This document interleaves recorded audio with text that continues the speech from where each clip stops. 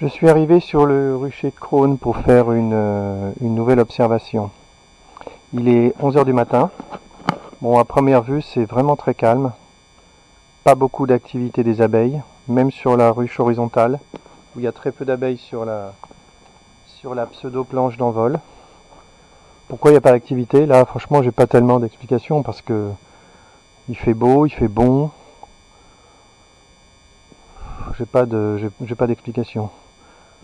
Donc là, je vois un frelon qui est en train de monter dans la tente là. Il était en bas, il est en train de se faire piéger. Voilà un frelon qui vient de se faire capturer. Je vais rapidement passer au-dessus des tentes pour compter les frelons captifs.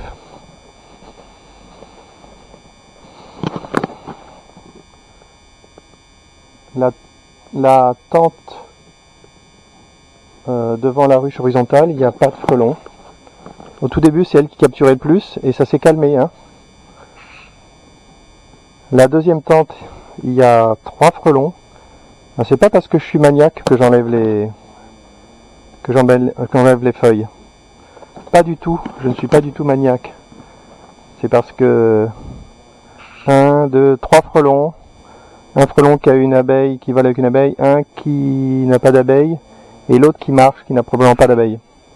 Non, c'est pas parce que je suis maniaque, c'est parce que au bout d'un moment, il y en aurait des quantités phénoménales, et avec le poids, ça compromettrait la tenue du tissu maillé. Donc c'est plutôt une bonne idée de faire le ménage. Boum boum boum. Sur la 4e tente, il n'y a rien. Et sur la dernière tente, il y a un frelon là qui est dans le sas. Il est dans le sas avec une abeille. Waouh. Donc là, ça, pour la première fois, je crois, ça justifie le deuxième tissu maillé. Parce que là, il serait parti avec une abeille. Hein. Ça, c'est intéressant. Ah ah. Traverser le deuxième tissu, on voit bien, c'est intéressant, on voit bien comment il fait. Ça diminue ses chances d'emporter l'abeille, bien sûr. C'est très difficile de traverser avec l'abeille. Je vais essayer de le filmer un certain temps pour voir s'il y arrive. Et probablement, parce que je l'ai déjà vu, il va perdre son abeille. Il va faire un mauvais mouvement, il va perdre l'abeille.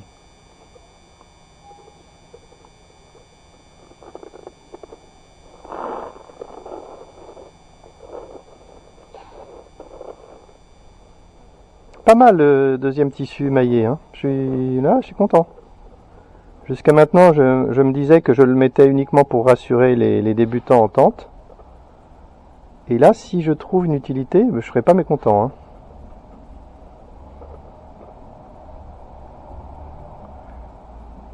Souvent, quand on teste des idées nouvelles, on aime bien l'idée, on aimerait bien que le truc serve à quelque chose, mais honnêtement, on pense que ça sert à rien. Et puis, par hasard, on trouve une utilité émerge comme ça, et on est content. Ce qui prouve qu'il ne faut pas hésiter à essayer des trucs au hasard, et ensuite à observer. C'est vraiment une très bonne méthode, ça. C'est pour ça l'autre jour, j'avais des miroirs que j'étais en train de vendre sur le Bon Coin. Et comme les gens sont méchants avec moi, ils veulent pas me les acheter. Alors je me suis dit, qu'est-ce que je fais avec les miroirs? Alors j'ai mis les miroirs sur le rucher pour tester. Voilà, c'est pour ça que j'ai mis les miroirs. Pour l'instant, ça n'a rien donné. Mais je vais les mettre sur Mongeron, ce sera plus facile de tester quelque chose, de voir la réaction des frelons face au miroir. Là, ça vaut le coup d'attendre parce que il a traversé une première fois, ce qui est vachement bien. Je vais voir s'il est capable de le faire une deuxième fois. Quand je dis vachement bien, c'est vachement bien pour lui. C'est pas vachement bien pour moi. Hein.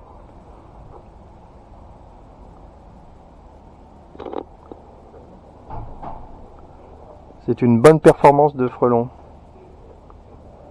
Alors là, il faut que je... Il y a un frelon qui est arrivé là. Là, il faut pas hésiter à faire une poche assez haute.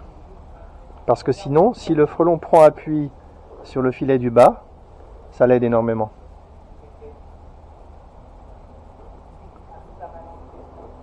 Ah, il vole carrément. Ça, c'est très très bien pour moi s'il vole.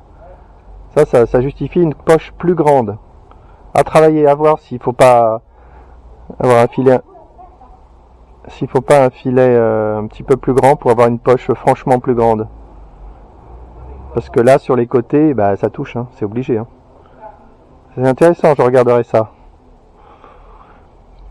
Donc là, je regrette pas d'avoir systématisé l'envoi d'un second tissu maillé. Là, on voit que le frelon, il prend appui sur le... Il traverse et il voit plus, en fait.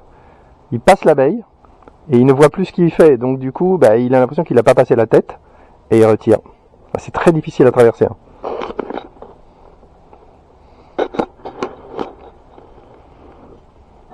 Si on lui donne de l'espace pour voler, ça le ralentit énormément. Là, je suis patient, hein, j'attends de voir s'ils sortent. J'ai pas tellement d'occasion d'observer ça. Ah, il va falloir que je fasse des tas de commentaires sur ce que j'observe et ce que j'observe pas pour Michael, pour qu'il voit dans quel état d'esprit je suis. Ah là là, alors à cette fois il passe la tête, mais s'il passe la tête et ses yeux, l'abeille est coincée. Il peut pas passer les deux. Franchement, pour qu'il y arrive, il faudrait un gros coup de chance. Hein. Voilà, le frelon qui était en bas, là, à mes pieds, il s'est fait capturer, il est venu rejoindre le... Et il n'a pas d'abeille. Donc ça permet, voilà, on va voir s'il continue de chasser, il va redescendre. On va pouvoir le regarder de près, là. On va... Ah oui, il peut pas... Il n'a pas essayé de s'approcher de l'autre pour l'instant. Pour l'instant, il renifle, il observe, il essaie de voir ce que c'est que cet espace bizarre, jusqu'à ce qu'il se rende compte que c'est clos. Et là, ça va être la panique. Qui dit panique, dit fuite. Qui dit fuite, dit voler vers le haut.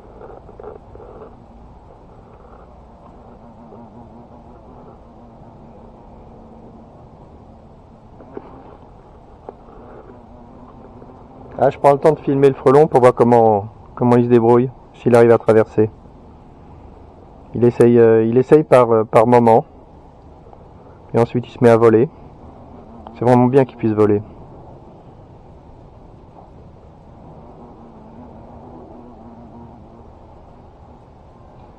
Il est courageux, hein, parce qu'il garde l'abeille. Hein.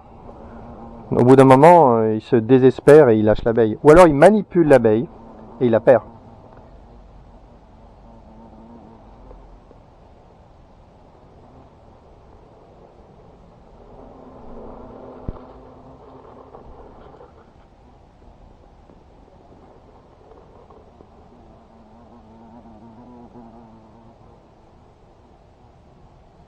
Là, on voit bien que s'il n'avait pas l'abeille, il aurait traversé. Depuis longtemps.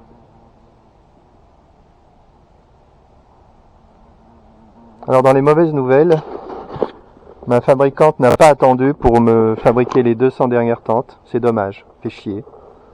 Fait chier là, je pensais lui avoir dit pourtant. Elle a fabriqué les 200 dernières tentes, donc je ne vais pas pouvoir faire les deux portes de la même taille. Ça sera pour la prochaine fois. C'est pas super grave. Mais bon, ça m'aurait plu quoi. Ça aurait été bien. Pas grave. Donc au total, j'aurais fabriqué 500 tentes. Là, j'en ai distribué presque 150. Et je vais distribuer les autres d'ici la fin de la saison.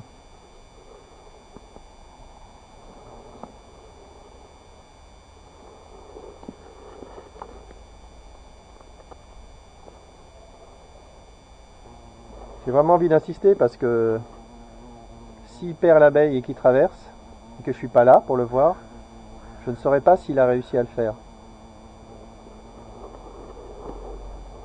Donc je suis un peu obligé de rester devant. Mais c'est un moyen c'est une occasion de montrer le calvaire que les frelons vivent en essayant de sortir du piège. Tiens, l'autre frelon là qui volait, il a fini par attraper une abeille. Hein. Il n'y en a pas beaucoup pourtant dans la tente. Il n'y en avait qu'une, il l'a attrapée.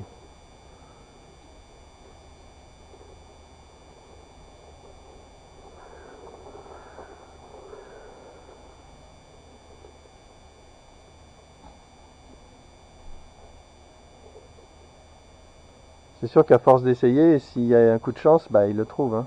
Parce que lui, les frelons sont infatigables. Hein. Il s'arrêtera jamais de tenter sa chance. Hein. Sauf à être totalement vidé d'énergie, hein, comme dit Michael. À un moment donné, si les batteries sont à plat, il pourra pas se recharger. Hein.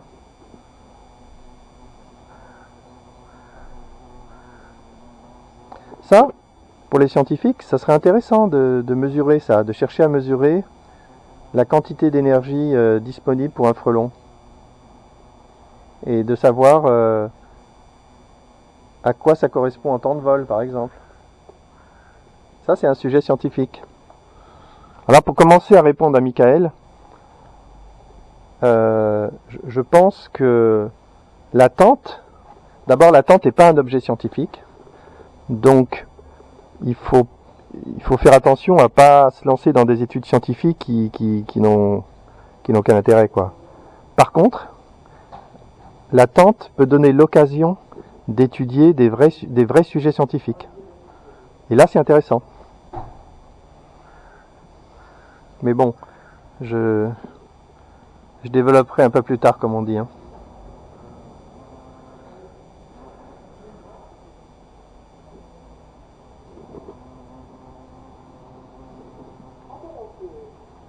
Allez, frelon. Allez, c'est promis. Si tu traverses, je te tape pas.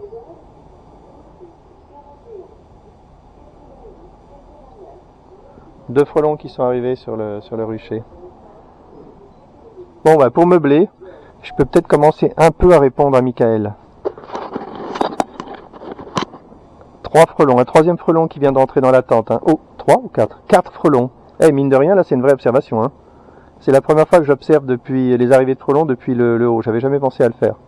Donc là, tout à l'heure, il y avait qu'un frelon, maintenant il y en a 4. Donc on voit que ça capture très régulièrement, alors que le rucher a l'air tranquille. Hein. Le rucher est tranquille, il n'y a pas une horde de zombies devant chaque ruche. Hein. Donc ça capture régulièrement. D'ailleurs, sur la tente à côté aussi, là, je crois qu'il n'y en avait pas de frelons, il y en a un maintenant. Et sur la tente encore à droite, il y en a un. Je crois qu'il n'y en avait pas tout à l'heure. T'es où? Là, avec une abeille. Et dans la tente après, je sais pas s'il y en avait tout à l'heure, mais là il y en a 3. 1, 2, 3. Donc ça capture un max. Alors que quand on regarde les ruches, on voit pas grand chose. Hein. On n'a pas l'impression qu'il y a beaucoup d'arrivées de frelons. Le frelon dans le sas, je suis content du sas hein, finalement.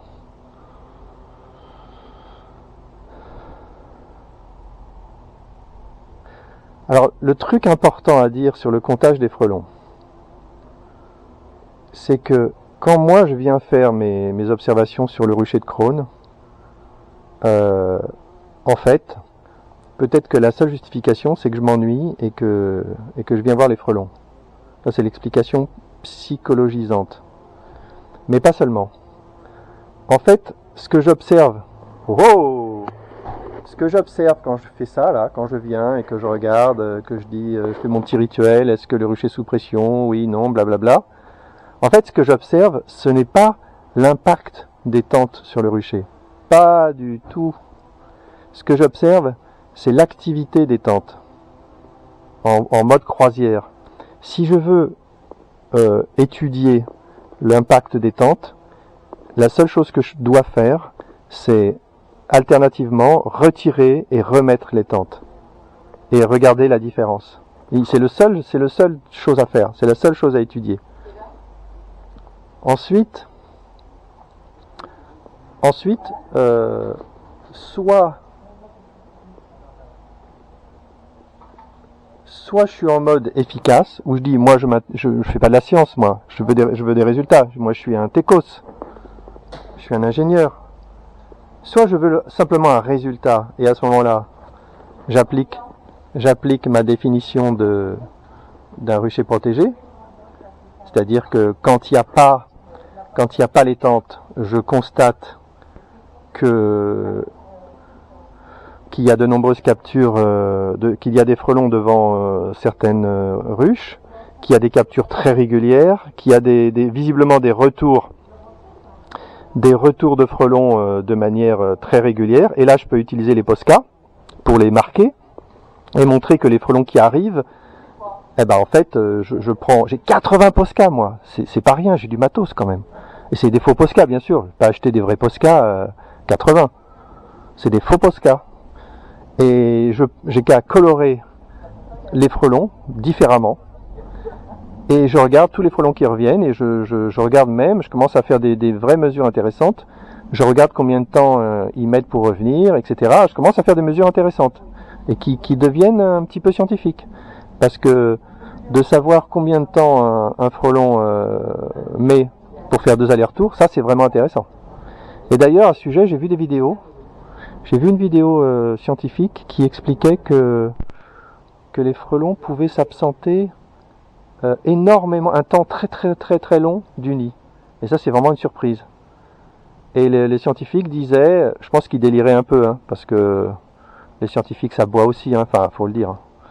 Ils expliquaient qu'ils pensaient que le frelon pouvait peut-être visiter plusieurs nids. Là le mec, je dis c'est bon quoi, je vais lui mettre un like parce qu'il a besoin d'aide le gars. Mais en tout cas, trêve de plaisanterie, il semblait dire que, et ça c'est plus objectif, l'interprétation était folklore, mais on peut peut-être le croire sur les mesures, les observations. Il avait l'air de dire que les frelons ils restaient absents du nid vachement longtemps.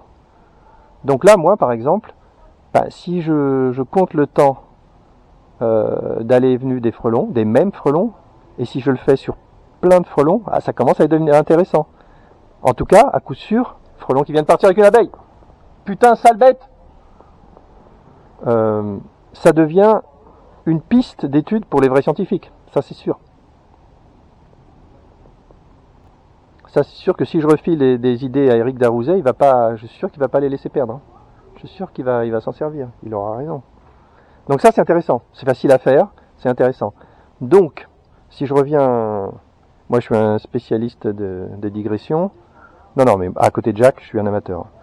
Mais, alors donc, là ce qui est intéressant à faire, c'est, ok, je crois que je vais le faire en fait. Hein. Je peux retirer toutes les tentes, faire le test de Cantarum.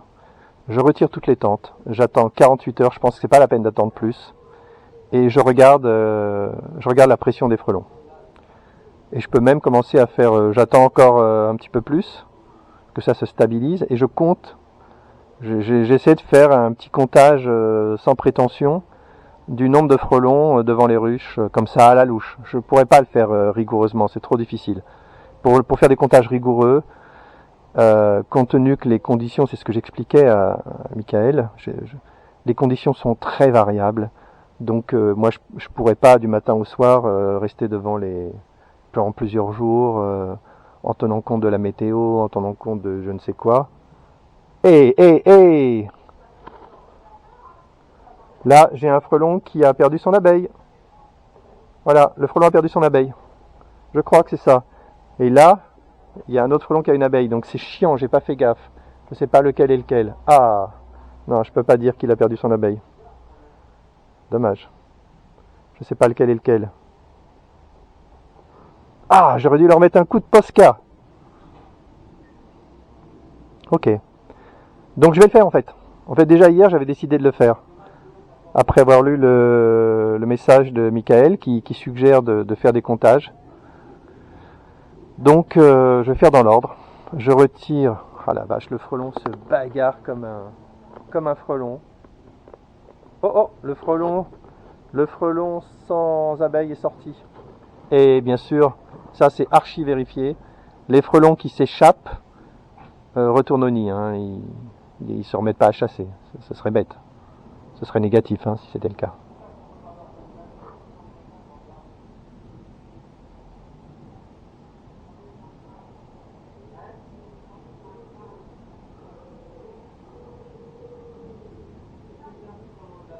Bon là je pourrais me raccrocher aux branches. Hein. Imaginons que le frelon sorte avec son abeille. D'abord je pourrais dire que ça arrive vraiment pas souvent. Et qu'en plus il était tellement stressé le pauvre que c'est comme si j'avais marqué un point. Mais en fait non, je veux pas qu'il sorte avec son abeille. Pour régler ça, si jamais ça arrivait, tout est dans la maille du tissu maillé, hein. Mais ce réglage, il va pas être si facile que ça à faire. Parce qu'il y a Philippe qui fait remarquer que les faux bourdons ne traversent pas. Donc, et en plus, en fonction des régions et des races d'abeilles, bah, la taille des abeilles est différente. Donc ça, c'est encore un coup de chance, mais ça plaide pour le fait de laisser partir les frelons. Bon, je mets de côté complètement depuis longtemps, hein, le choix qui consiste à les capturer physiquement dans des bouteilles, par exemple. Ça, je laisse tomber. Je laisse tomber ça complètement. Je pense que c'est antiproductif. Je peux pas le prouver, mais mon expérience me montre que c'est pas productif. Garder des frelons dans le filet pendant longtemps, qui souffrent, qui attirent les autres frelons, ça apporte rien. Franchement, je suis certain que ça apporte rien. J'ai aucune preuve scientifique de ça. Ça n'apporte rien. Mais je sais bien qu'il va y avoir un apiculteur sur 5 qui va se dire non, non, les gars, moi je vais améliorer la tente, je vais capturer ces frelons. Il y a une telle envie de régler ses comptes avec les frelons que ça on n'y échappera pas, hein. Après, la mise en œuvre, elle n'est pas si facile, hein. Le piège devient hyper compliqué, hyper lourd, et bon, je pense que beaucoup vont essayer et beaucoup vont se décourager. Moi, je l'avais fait au tout début le toit était en plastique dur, en plastique souple, mais quand même résistant, c'était pas du tissu. Et j'avais planté, on pourrait retrouver la vidéo d'ailleurs, et j'avais planté un piège bouteille dans le toit. Et effectivement, à force de voler en haut, les frelons, bah, ils finissent par rentrer dans le piège bouteille, hein, c'est inévitable. Donc ça marchait en fait. Bon, ceux qui veulent essayer, c'est une bonne piste, hein. Juste essayer de mettre un. Alors c'est plus difficile avec le tissu maillé, mais c'est pas impossible. Il faudrait planter le. Il faudrait faire un trou dans le tissu maillé, planter la bouteille dedans et fixer bien le tissu maillé. Et me coller du scotch à l'endroit du trou tout autour pour éviter les fuites. Et voilà. Donc si quelqu'un veut le faire, je conseille de le faire comme ça. C'est facile à faire. Et comme ça, s'ils nassent complètement leur filet, je pourrais leur vendre un autre. Enfin, je rigole. Je l'offrirai. Bon. Et pour le coup, ça ne devient plus grave du tout que le tissu maillé est une maille un petit peu trop grosse qui laisse traverser. Parce que s'il y a un piège bouteille sur le tissu maillé, c'est évident que le frelon, il sortira par le piège bouteille bien avant d'avoir traversé les mailles, hein. C'est ça, c'est sûr. Parce que pour traverser les mailles, il faut un temps fou. Et pour entrer dans la piège bouteille, bah non, ça c'est rapide.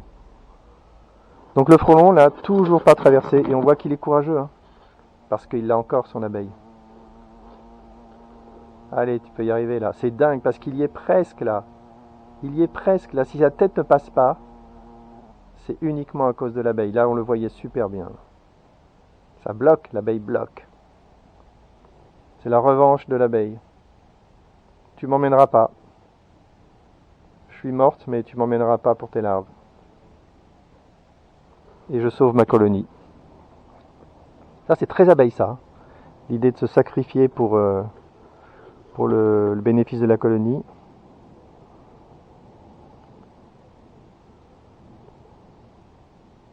Huc, huc. Oh les frelons, t'as mis la tête. La tête c'est bon. Et l'abeille, elle fait comment pour passer? Et non, ça passe pas. Allez, mors l'abeille, tu vas finir par la lâcher. Tous ces efforts vont être pour rien. Alors là, le frelon, il pousse un peu le bouchon, hein. Il essaie de mordre, il garde son abeille et il essaie de mordre le polyester. Waouh. Waouh, mais il faudrait tellement longtemps pour le découper. Il pourrait y arriver, mais il faudrait un temps fou. Il ne pourra jamais tout seul, il faudrait plusieurs frelons pendant assez longtemps.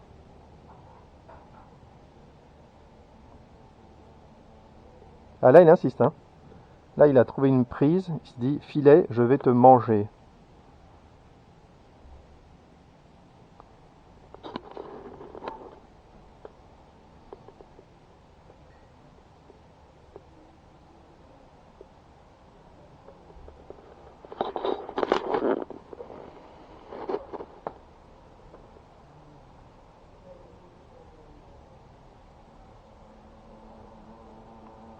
Et il a lâché. Il s'est découragé, il a lâché. Et il est reparti. Et il vole. Donc il a l'énergie. Hein.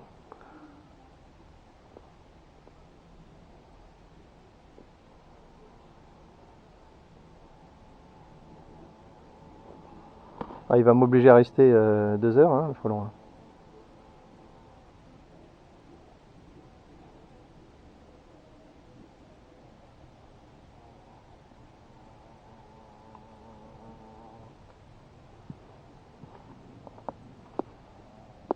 Ah, ça y est, il a perdu. Le frelon a perdu la bague, la partie, peut-être. Il a lâché l'abeille est tombée juste sur le tissu en dessous.